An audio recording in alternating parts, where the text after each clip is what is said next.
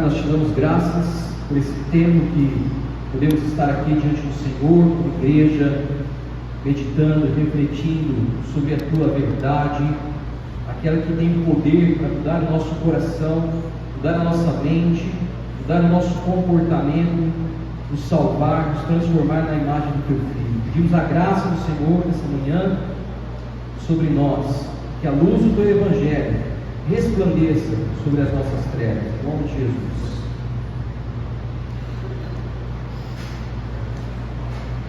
Meus irmãos, dando continuidade à nossa meditação sobre o livro de Provérbios, sobre a sabedoria da vida, gostaria dessa manhã de meditar sobre esse capítulo 25 de Provérbios, apenas alguns versículos. Tirei aqui para a gente meditar sobre um assunto que, se fôssemos dar algum título para essa mensagem, seria a sabedoria do equilíbrio. Importante a gente saber que o livro de Provérbios ele é dividido em algumas partes, e esse capítulo ele está dentro de uma coleção de Provérbios de Salomão, de 128 provérbios. Essa coleção ela se divide entre duas seções, que é uma seção comparativa, chamada assim pelas marcações ali que você vai analisando no texto, de comparações que Salomão vai fazendo e de proibições. Então ele se estende do capítulo 25 até 27, fazendo comparações e também proibições. E os temas predominantes nesses dois capítulos são a respeito dos pobres, da justiça, e aí depois nós temos capítulo 28 e 29 falando também sobre esses assuntos e o rei. Essa coleção de provérbios aqui no capítulo 25 a 29, provavelmente ele é fruto de uma recompilação feita pelos escribas de Ezequias. Então Ezequias foi um rei do Antigo Testamento que restaurou o culto público na nação de Israel. Os escribas de Ezequias então fazem uma recompilação dos textos das coleções de provérbios aqui de Salomão, justamente o rei que é mencionado ali a partir do verso 1. E uma das coisas que Salomão faz bem e nos instrui, nos ajuda, é entender sobre o equilíbrio da vida. Ele nos dá conselhos que nos ajudam a viver de forma equilibrada. E é importante a gente entender que são apenas conselhos e não promessas. Há essa diferença no Evangelho, essa diferença na Escritura. Existem na Escritura conselhos e existem na Escritura promessas de Deus. Então isso é bom você ter claro na sua vida, porque quando nós estamos falando de conselhos, a gente tem que pensar que, se a gente seguir esses conselhos, é bem provável que o resultado desses conselhos, como a Escritura nos afirma, pode acontecer, como também não. Diferentemente de promessas, quando Deus faz uma promessa no Evangelho, não importa o que vai acontecer na nossa vida ou na humanidade, essa promessa vai se cumprir. É o caso de Jesus. Quando ele faz a promessa que o descendente de Adão esmagaria a cabeça da serpente, isso já é um fato. Não depende de circunstâncias. Vai acontecer como aconteceu ao Jesus ser encarnado. Então a gente precisa ter claro isso, para a gente não confundir conselhos com promessas. Os conselhos, se nós seguirmos, baseado aqui na sabedoria do livro de Provérbios, é bem provável que nós obteremos uma vida satisfatória, uma vida abençoada, uma vida equilibrada. Mas isso não é promessa, isso são probabilidades. Porque a vida é muito complexa para a gente definir um manual de apenas 31 capítulos. Então são probabilidades. E aí existem as suas exceções. Pode ser que você siga todos esses princípios nos quais a gente vem meditando aqui, reunião após reunião, e não acontecer os resultados que esses conselhos nos dão a sugestão de que podem acontecer. E é por isso que nós temos mais 2 livros de sabedoria no Antigo Testamento, que é o próprio livro de Eclesiastes, onde tem ali uma coleção também de sabedoria, e o livro de Jó, porque a complexidade da vida ela é muito grande para a gente definir apenas no livro de Provérbios. E o nosso objetivo aqui nessa manhã é meditar sobre esse capítulo 25 e ter uma base para termos uma vida, para ter, aliás, um conceito de sabedoria sobre o equilíbrio da vida. Uma das coisas mais importantes que eu aprendi na minha vida, o que eu tento manter vivo, é a questão do equilíbrio. O Evangelho de Jesus é um chamado para o equilíbrio. Então todo o extremismo ele é tolo e muito provavelmente está errado. O chamado do Evangelho é para ter uma consciência de uma jornada na vida de forma equilibrada. Nós viemos de uma igreja, de um contexto de igreja ativista, que negligenciava até mesmo a família em função da igreja. O que nos foi ensinado era que tudo que nós fazíamos para a igreja era o reino de Deus. E em alguns momentos, em algumas situações, nós negligenciávamos até fundamentos de comunhão com a família, de experiência com a família, tudo em função do ativismo pela igreja. Quando nós saímos desse contexto, aliás, quando saíram com a gente, nós fomos para o outro extremo, acabamos indo para um outro lado do pêndulo, que era não ter, em determinadas situações, a disposição de negar a si mesmo em algo que fosse relacionado à igreja, porque a gente veio de um contexto ativista, então a gente tinha medo de viver aquela experiência de negar a família, de negar algumas coisas importantes, alguns fundamentos da família, em função de não cair nesse ativismo novamente. A gente acabou indo para um outro extremo.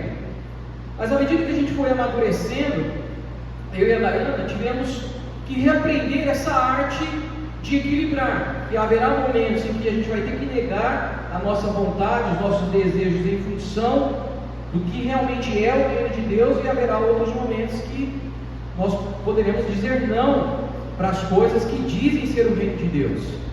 E isso nós precisamos reaprender, ter sabedoria para analisar cada situação, refletir, ponderar e agir de forma equilibrada. E o capítulo 25 aqui de Provérbios nos dá algumas ferramentas sobre alguns versos que a gente vai meditar para viver essa vida de forma equilibrada.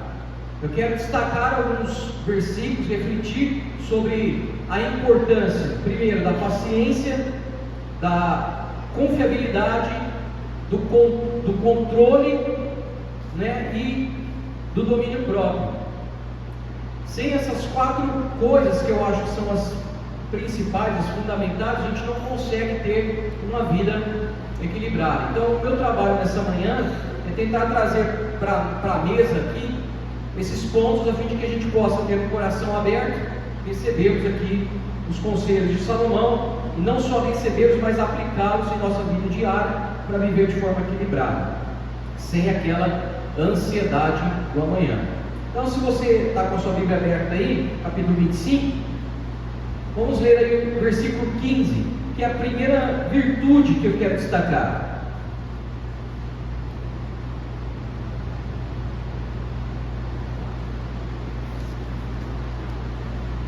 A paciência pode convencer o príncipe, e as palavras suaves podem quebrar os ossos. Irmãos, eu acredito que eu não preciso aqui nessa manhã ressaltar o grau de importância para um cristão quando nós falamos a respeito de paciência.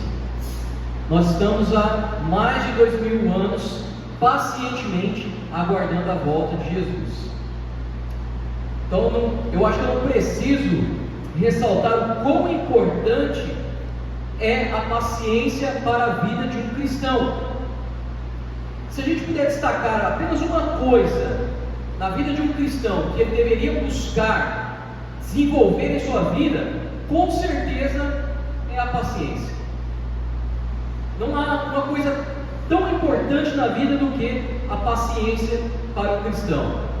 E Salomão está falando isso para nós, que a paciência ela pode convencer o príncipe, e as palavras suaves podem quebrar os ossos, podem quebrar aquela situação de caos, aquela dureza, aquela impetuosidade de querer fazer e não se humilhar.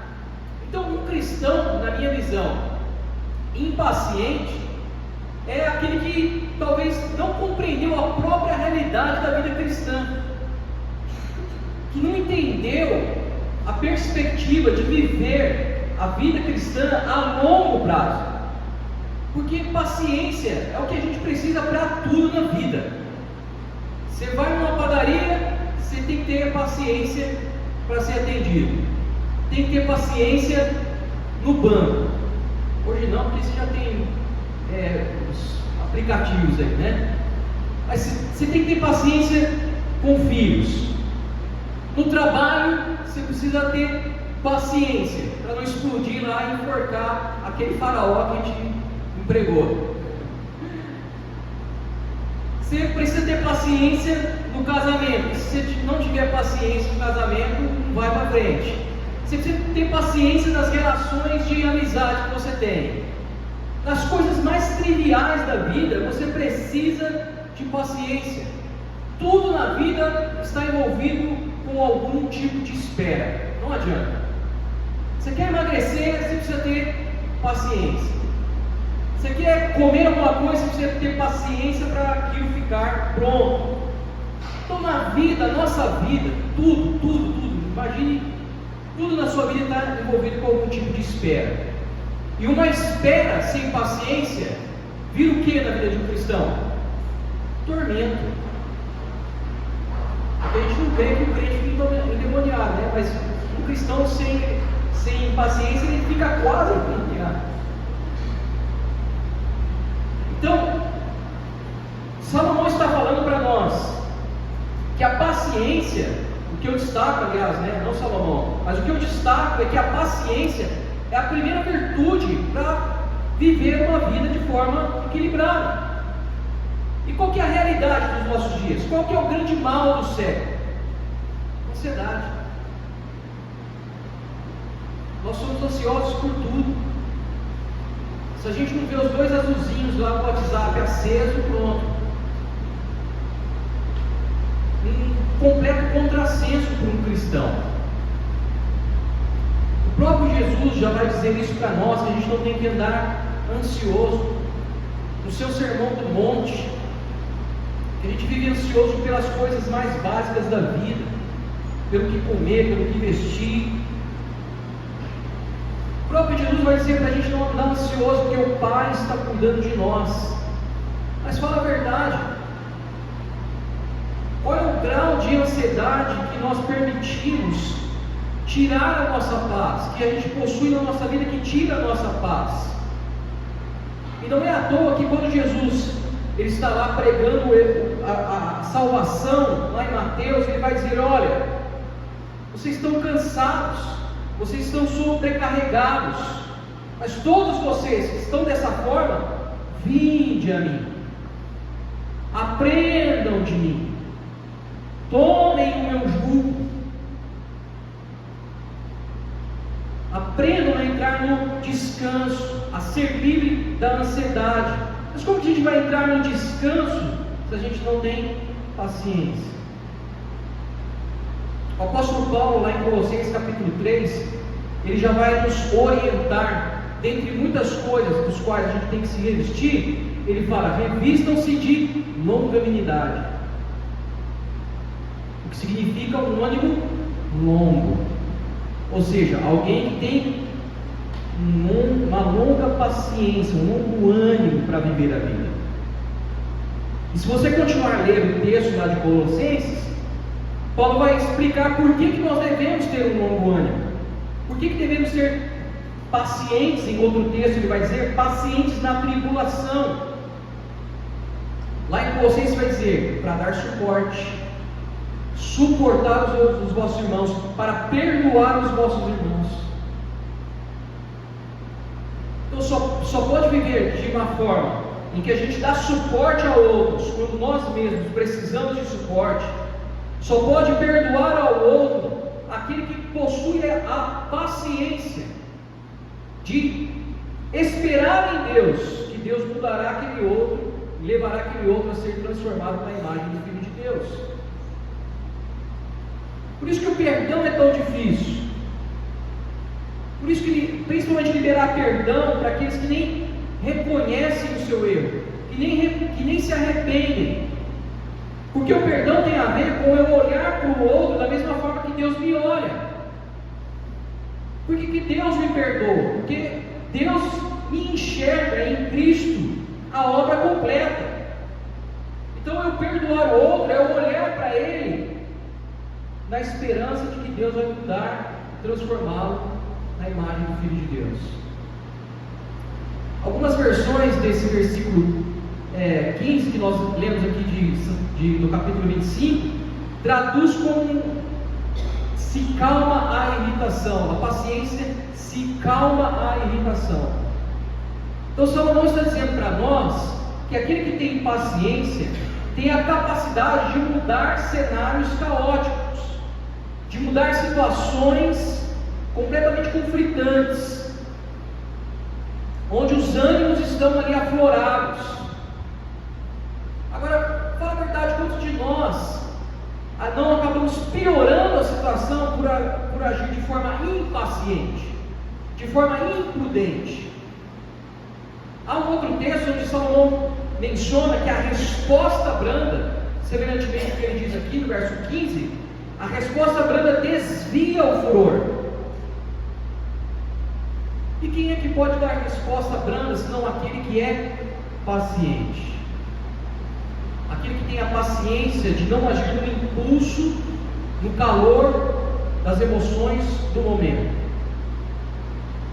E o nosso mundo, ele contribuiu muito para que nós nos tornemos uma sociedade ansiosa, uma sociedade impaciente, uma sociedade que não possui a compreensão da espera. Porque para nós, hoje é tudo rápido, tem que ser para ontem. E isso acaba respingando em todas as outras áreas da nossa vida, inclusive na nossa espiritualidade. A razão de nós não dificilmente encontrarmos um cristão em nossos dias, de 30 a 40 anos, maduro na fé, é justamente porque nos últimos 30 e 40 anos a pregação mudou. E mudou por quê? Porque o espírito da época está forjando uma espiritualidade para ontem. Por isso que há barganhas com Deus, há pregações de barganhas com Deus, teologia da prosperidade, teologia do coaching.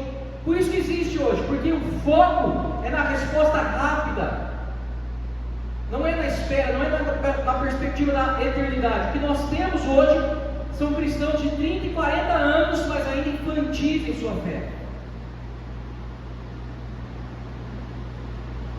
Infantis, porque não compreenderam a perspectiva da paciência. Romanos capítulo 5, Paulo menciona: e não somente isso, nós também nos gloriamos das tribulações, sabendo que a tribulação produz paciência, e a paciência, experiência, e a experiência, esperança. E é triste a gente falar sobre isso, mas a igreja hoje parece estar sem esperança, principalmente depois das nossas eleições, né? Parece que a igreja perdeu a perspectiva da esperança. Particularmente, eu mesmo olho para o cenário e falo assim: meu Deus, o que vai ser na nossa vida? Mas talvez seja porque a virtude da paciência diminuiu sobre o nosso coração. E para a gente viver uma vida equilibrada, nós precisamos trazer essa virtude novamente, para que ela se torne firme e forte sobre nós. A primeira ferramenta que nós encontramos aqui, no capítulo 25, para viver essa vida equilibrada entre a ansiedade e a esperança, é a paciência. Sem ela, toda a construção da nossa experiência com Deus, ela fica desestabilizada. É como construir, como o próprio Jesus já disse, uma casa sobre a areia, onde as ondas vão bater e essa casa ela vai ser derrubada, que não está sobre um firme fundamento. Segunda coisa que nós encontramos nesse texto, para viver uma vida equilibrada, está aqui nos versos 9 e 10. Quando discutir com o próximo, não revele os segredos de outra pessoa. Do contrário, você ganhará fama e nunca mais se livrará dela. Uma vida equilibrada só é possível para quem mantém a discrição. Essa discrição, diz o texto, ela redunda numa reputação de integridade, ao contrário de quem abre os segredos, as confianças que lhe são depositadas. Quem mantém a discrição, quem guarda na hora da discussão os segredos de outra pessoa, ele possui uma reputação de integridade. E a integridade, ela tem a capacidade de abrir portas para nós. Ser uma pessoa confiável, que guarda segredos, que mantém a confidencialidade, proporciona para nós uma vida equilibrada, diferentemente de quem abre os segredos de outras pessoas, ou até os seus próprios, para qualquer um. Quantos não são os problemas em nossa vida, porque a gente não manteve a confidencialidade de assuntos que nos foram contados? Simplesmente por não mantermos nossa boca fechada. Quantos problemas não são causados no trabalho, na igreja, nas amizades, porque resolvemos abrir coisas que não deveriam ser abertas? E Salomão está dizendo, quando você discutir, não revele os segredos de outra pessoa. Tinha um pastor que falava sempre para mim, lembro dessa frase, né? Não conte os pecados de outra pessoa. Se quiser contar o pecado de alguém, conte o seu.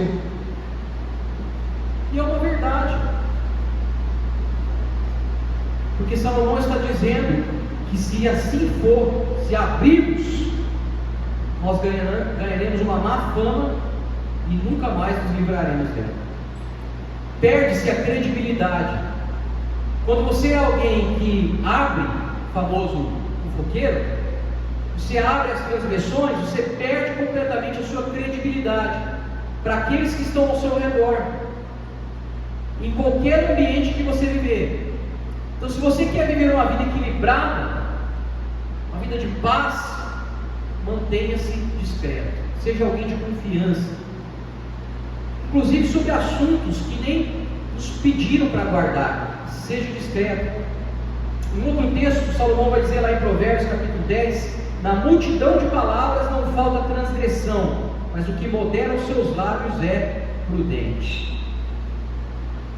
Então Salomão está dizendo que aquele que fala pouco, ele é um cara prudente, ele é uma pessoa prudente. Mas quem fala demais acaba caindo em transgressão. Então ele nos lembra que falar em excesso pode nos trazer problemas para a vida. Mas a prudência na fala é um sinal de sabedoria. E certamente é uma ferramenta para evitar o caos e manter o equilíbrio sobre a nossa vida. Um outro texto, também lá em Provérbios 17, Salomão escreve: o que possui o conhecimento guarda as suas palavras, e um homem de entendimento é de espírito precioso. Até o tolo, quando se cala, ele é tido por sábio, e o que cerca os seus lábios também é tido por sábio. Então Salomão está dizendo que até o tolo pode se considerar sábio se ele fechar a boca. Uma boa dica para o nosso presida, né, que só fala asneira. Se ele ficar quieto, pronto, já vai ser o cara mais sábio da vida. Salomão está dizendo para nós que ficar em silêncio, manter a descrição, é ser sábio, é ter o espírito precioso. Mas no Novo Testamento, Tiago também já nos ensina isso. Tiago, lá no capítulo 1, ele fala: todo homem seja tardio para falar, tardio para se irar, mas pronto para ouvir. Então Tiago já nos instrui a sermos mais propensos a ouvir, a sermos mais propensos à discrição do que à exibição. E aqui ele nos mostra a importância da responsabilidade. Agora, só pode manter a discrição quem possui paciência. Já é verdade o velho ditado: quem fala demais dá bom dia a cavalo. Então a gente tem que prestar atenção na nossa própria trajetória e prestar atenção também em pessoas próximas de nós, redobrar a nossa atenção, justamente porque se você percebe que você é alguém que fala demais, ou se existem pessoas que falam de outros na sua presença e abrem assuntos, delicados na sua presença, com certeza vai abrir os seus também, em algum momento. E isso causa conflito, causa confusão e traz uma falta de credibilidade. Uma vez que é quebrada a confiança, isso, para ser restaurado num relacionamento saudável, levará anos, talvez décadas. E isso eu estou falando tanto no âmbito espiritual como igreja, como pessoal, como também profissional. Quando nós confiamos uns nos outros, nós criamos um laço de solidariedade, de respeito mútuo, sabendo e tendo a esperança da integridade de que aquilo que nós estamos abrindo para aquelas pessoas em que nós estamos criando esses laços seja preservado a discrição. E quando essa integridade é quebrada, isso fica insustentável qualquer tipo de relacionamento. Eu me lembro de um irmão que vivia pegando o que eu falava e distorcendo para outros a fim de ganhar vantagem com aquele outro. E aí ele ia lá naquele outro, pegava o que ele falava e vinha distorcer para mim para ganhar vantagem comigo. Esse ser abençoado, para não dizer o nome, teve a capacidade de se reunir com um pastor que nos mandou embora lá da igreja, me expulsou da instituição, fazer parte, e dizer que a nossa igreja lá, onde a gente estava reunindo lá no bairro, ela não crescia porque provavelmente eu estava em adultério, estava traindo a esposa, talvez porque compartilhei alguns dos problemas que eu passava no casamento, como eu mencionei algumas semanas atrás aqui, mas aí foi lá e distorceu completamente.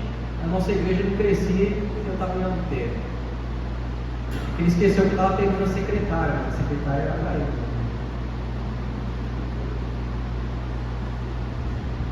Então a descrição, ela quebra completamente a confiabilidade e faz com que conflitos, caos sejam estabelecidos na nossa vida.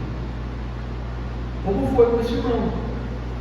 Nunca mais consegui ter uma confiança nele, até hoje. Uns meses atrás ele me procurou, pediu perdão, está perdoado, está em paz, coração está livre. Mas eu não consigo ter mais aquela relação próxima de amizade que tínhamos. Impossível, quase impossível isso.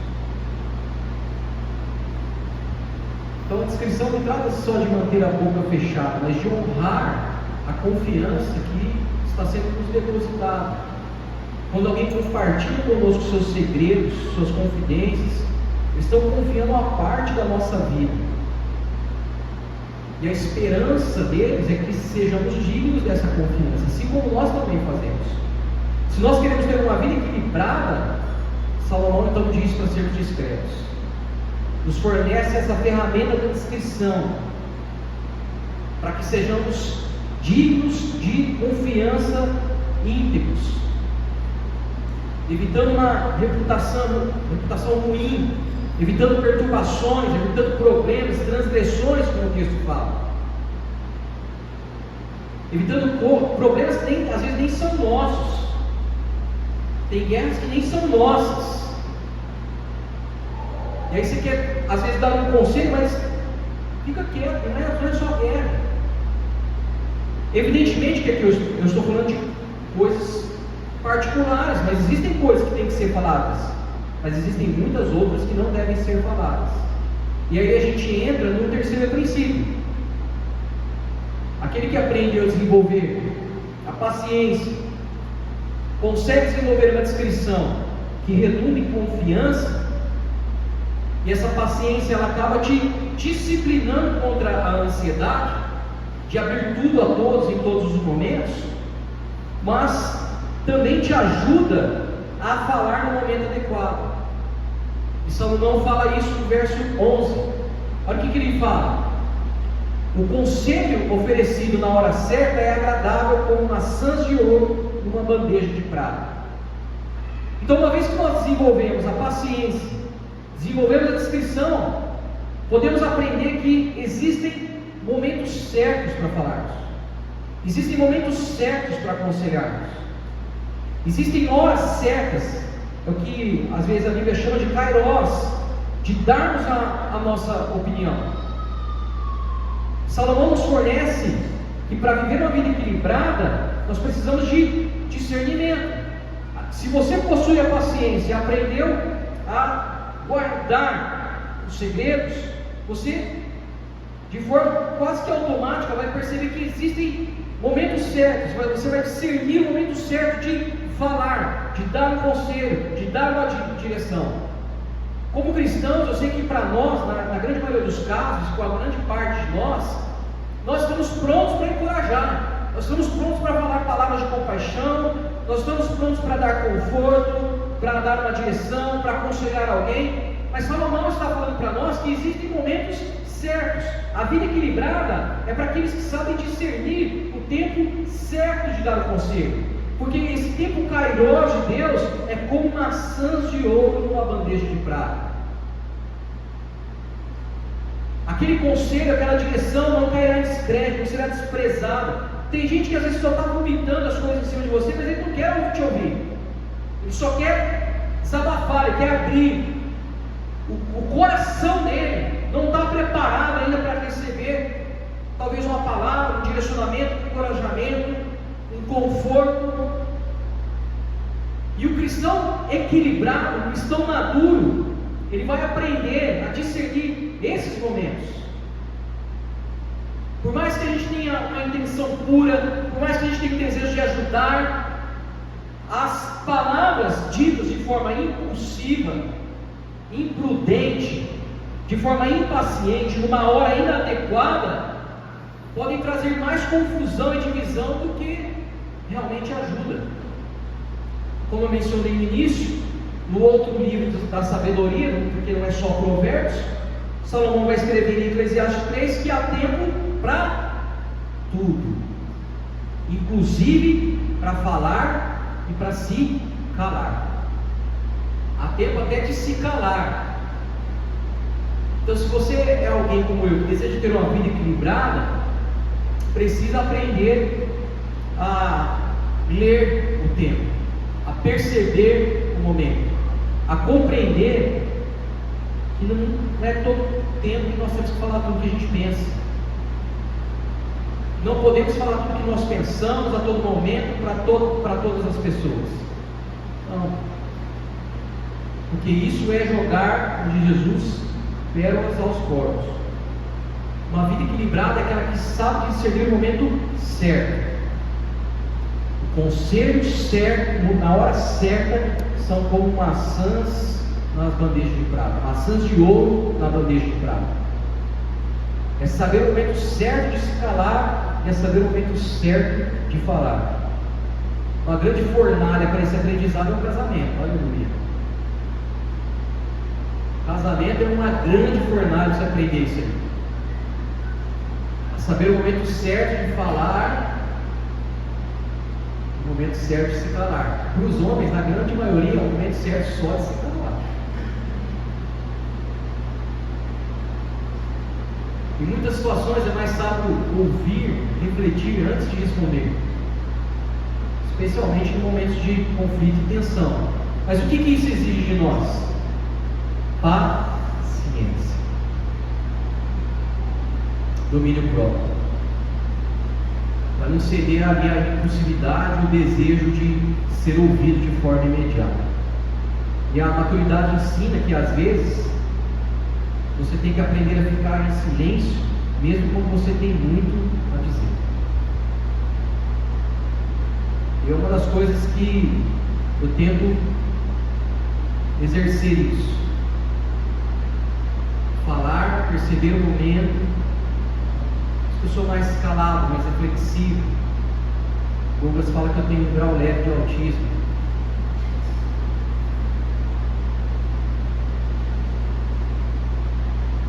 Isso significa, né, irmãos, que a gente tem que se calar diante das injustiças, né? Quando há injustiça, nós temos que abrir a nossa boca e falar mesmo. Mas até para isso tem que ser feito com responsabilidade. Porque Jesus vai dizer lá em Mateus capítulo 12, que toda palavra frívola que os homens disserem, eles vão te dar conta no dia do juízo. Então Jesus não está prescrevendo aqui uma proibição, ele está nos ensinando a respeito da responsabilidade com aquilo que falamos, sobre a responsabilidade das nossas palavras, das palavras que nós empenhamos, se elas são usadas para edificar ou para destruir. E quando nós estamos falando de momentos de conflito, existem momentos adequados para edificar. E o nosso exercício é perceber isso em Deus, é ter esse discernimento do Espírito, que só a maturidade do Espírito de Deus pode nos dar. O discernimento do Espírito é um fruto do Espírito. Sabe, não existe regra, esse é o momento certo, esse é o momento errado. Não existe essa, você tem que perceber. Então, é uma coisa que eu e você precisamos desenvolver. Aquele momento que você percebe que o coração está aberto, que é o momento oportuno, como se diz na linguagem popular, é aquele momento que você vê a bola pingando. É ali que você vai falar. Evidentemente que eu não estou falando aqui da pregação do Evangelho, porque Paulo menciona que nós devemos pregar a tempo e fora de tempo. Estou falando da sabedoria da vida, do nosso cotidiano, das situações adversas que a gente passa, principalmente quando há necessidade de ser dado um conselho, uma direção, ou até mesmo uma explicação. Num outro emprego que eu trabalhava, um emprego de eventos, organização de eventos, tinha uma moça lá na nossa empresa, estava com a mãe doente, a mãe com câncer, e ela sabia que eu era cristão, mas houve muitos momentos ali que ela falava, eu ficava aqui, não falava nada. E aí as outras pessoas, né, da nossa equipe ali, que tinham outras religiões, tentando explicar para ela.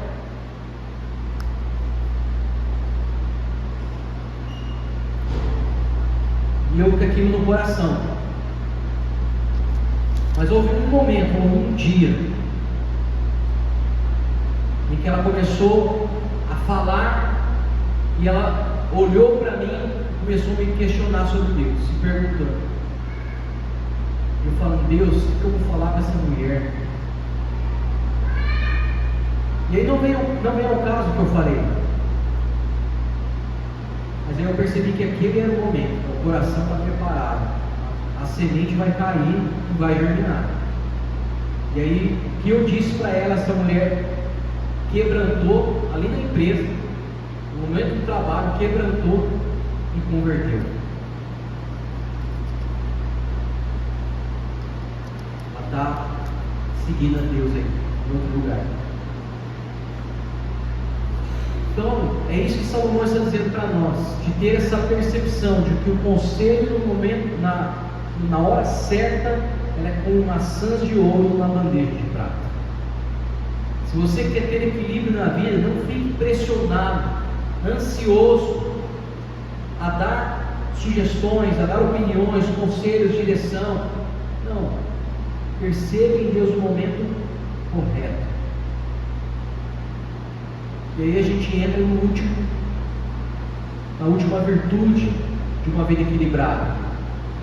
O último destaque nesse capítulo 25, a gente viver a sabedoria do equilíbrio, onde a paciência, a discrição, o discernimento, para falar nos momentos certos, só podem ser possíveis no domínio próprio. Versículo 28 desse capítulo, Salomão diz: quem não tem domínio próprio é como uma cidade sem muros. E Paulo, como eu já disse aqui, lá em Gálatas capítulo 5, vai dizer que esse domínio próprio é um fruto do Espírito.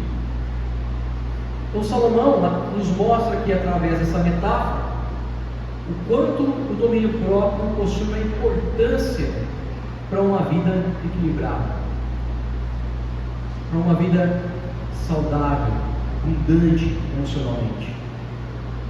Assim como uma cidade sem muros ela está vulnerável a ataques, a invasões, uma pessoa sem domínio próprio ela está sujeita a ser dominada pelos seus impulsos, pelos seus sentimentos, por tentações, por cenários e situações que serão prejudiciais para a sua vida. Então, pensando em tudo que nós falamos até aqui, alguém sem domínio próprio, se ele não tiver paciência, ele vai ser levado por todo vento de doutrina. Se ele não for paciente na tribulação, se ele não tiver domínio próprio para exercer a paciência, para aguardar o Senhor, às vezes com uma resposta, às vezes com uma solução, ou até mesmo com o silêncio de Deus, ele vai ser alguém que vai ser levado por todo vento de doutrina, inclusive por doutrinas de demônios. Alguém que não tem o domínio próprio é alguém que não vai ser alguém íntegro. Pelo contrário, como ele não tem domínio próprio, ele vai expor os segredos, ele vai distorcer as confidencialidades que lhe foram depositadas para obter vantagem. Alguém que não tem domínio próprio, ele não sabe discernir o momento, ele vai falar fora de hora, vai promover um caos ainda mais, tanto na sua própria vida quanto na vida de outros. Alguém que não tem domínio próprio é alguém que está vulnerável a todo o ataque do inferno, e certamente vai andar pelos caminhos largos, como uma cidade desprotegida. Então Salomão está nos dizendo que o domínio próprio nos ajuda a ser preservados. No contexto do Novo Testamento, o domínio próprio nos ajuda a resistir às tentações, controlar as nossas emoções, controlar os nossos sentimentos nos momentos mais cruciais de tomarmos decisões. Isso nos leva a sermos mais prudentes em nossas escolhas, a termos sabedoria para lidar com todo tipo de situação que vem sobre nós. Agora, tanto para exercer esse fruto do Espírito, quanto para obter esse fruto do Espírito, há necessidade de nós nos movermos no Espírito. Paulo vai dizer que aquele que é guiado pelo Espírito não satisfaz os desejos da carne, mas possui os frutos do Espírito. Ao contrário do que muito pregador ensina, a questão não é ser cheio do Espírito para ter os frutos do Espírito. A questão que o texto está dizendo lá, que é bem clara, é ser guiado pelo Espírito. Cara, o Espírito está guiando a sua vida, é Ele quem controla, é Ele quem direciona, é Ele quem dá a palavra final. Se assim for, os frutos do Espírito florescerão. Só pode florescer naqueles que estão se movendo nele. Esse é o sentido do que Paulo fala em Gálatas. E para se mover no Espírito, nós precisamos do quê? Humildade, irmãos. Humildade para reconhecer que nós não somos nada, não vamos para lugar nenhum sem Deus. Humildade para não pensar de nós mesmos, como Paulo fala em Romanos, não pensar de nós mesmos além de si. É isso que eu sou isso em Deus, amém, glória a Deus, estou aqui para isso. A humildade, ela vai desempenhar esse papel de uma vida equilibrada, de um domínio próprio, de não assumir papéis que não são nossos, porque ela nos ajuda a reconhecer as nossas limitações, nos ajuda a admitir os nossos erros, nos ajuda a aprender a lidar com críticas, a dominar a nossa impulsividade, a dominar o nosso desejo de reconhecimento, a não cair nas mentiras das falácias de sucesso fácil, de proeminência, que hoje é muito evidente nas redes sociais. Às vezes nós, como pastores, a gente pode às vezes cair nessa mentira. A gente olha para grandes pastores na história da igreja, grandes teólogos, a gente se sente tentado a ser igual a eles. Talvez é isso que Deus quer para nós, talvez seja, talvez não. E a humildade vai me ajudar a ter esse domínio próprio, para não cair em papéis que não é meu. Gosto de uma metáfora que o pastor usou uma vez, não me recordo o nome dele, mas ele falando sobre as montanhas de Deus. Quando você olha para a história da igreja, você olha para homens profundos, você olha para Spurgeon, nos nossos dias, Tim Keller, John Piper, você olha para C.S. Lewis, Lutero, você olha para esses homens, eles são como montanhas. Deus os levantou, e as montanhas são para ser admiradas, não imitadas. Eu, como planície, nem planície eu sou, talvez eu morri, não posso querer imitar uma montanha, que é um grande desafio para nós, essa cultura de sucesso, essa cultura de vida extraordinária. Aprender a cultivar a humildade.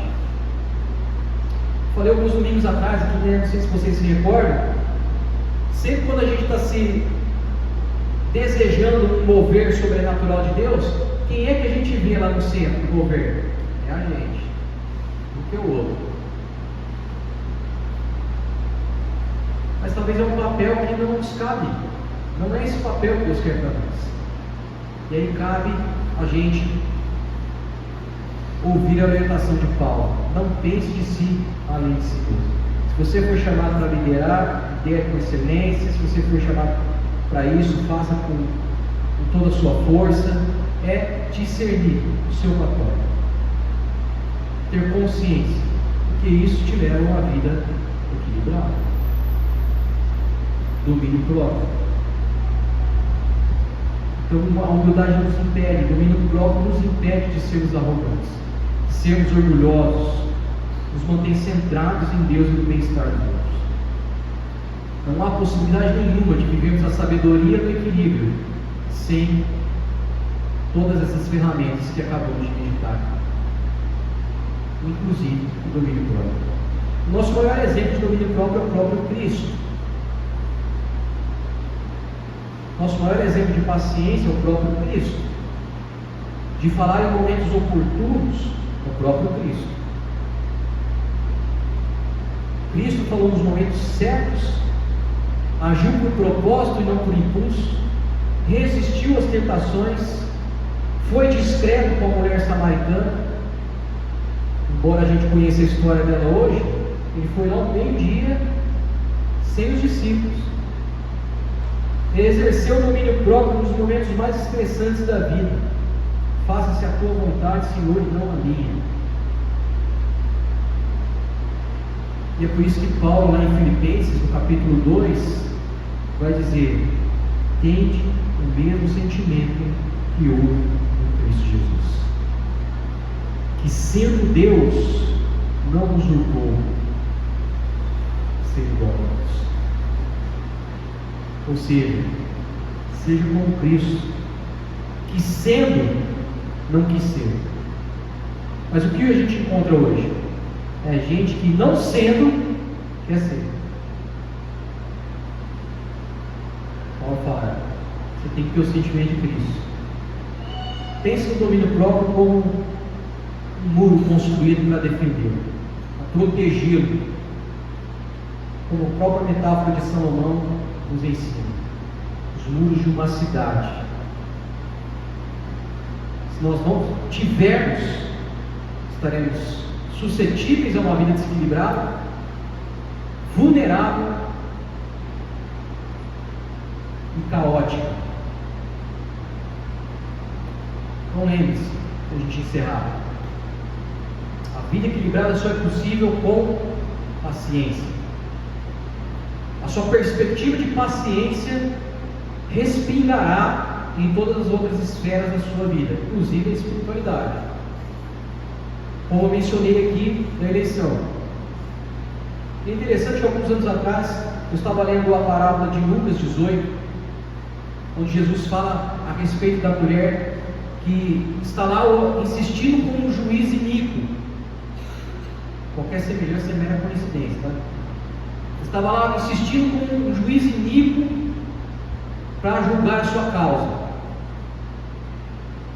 E Jesus, contando a parábola, diz que pela insistência dessa mulher, esse juiz vai lá e julga a causa para parar com a perturbação.